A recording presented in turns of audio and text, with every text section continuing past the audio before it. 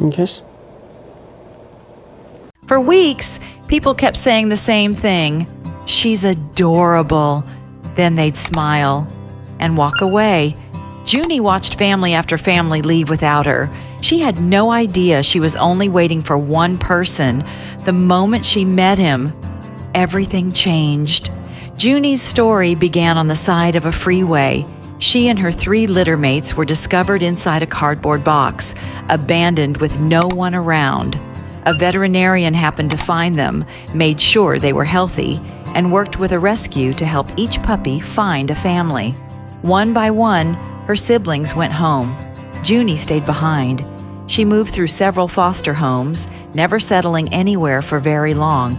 Every new house meant starting over.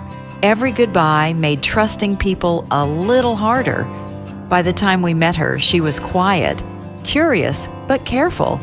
You could tell she wanted to believe this might finally be different. She just wasn't ready to risk her heart yet.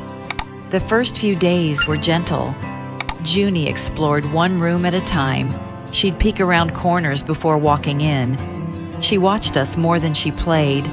Then one afternoon, something shifted. Out of nowhere, she burst across the backyard at full speed, zooming in giant circles like she'd suddenly remembered what it felt like to be a puppy. That was the first glimpse of the real Junie, happy, playful, completely full of life.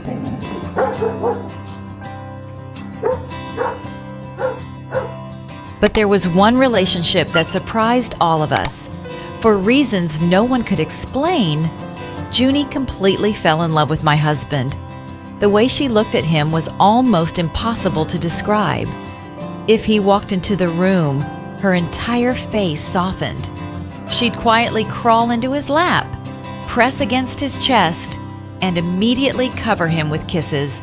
Sometimes I'd catch them cuddling on the couch and honestly feel like I was interrupting something. It wasn't jealousy, it was devotion. If we both called her at the same time, she'd make her decision without thinking, straight to him, every single time. As the months passed, Junie's confidence grew right alongside that bond.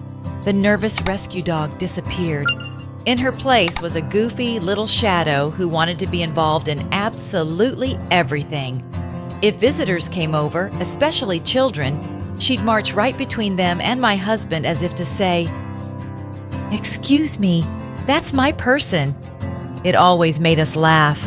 She had waited so long to find someone who truly belonged to her.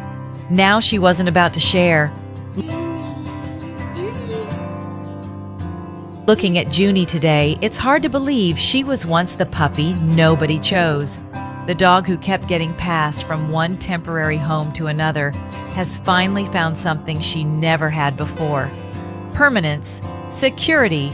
Her favorite place isn't a dog bed, or the backyard, or even the couch.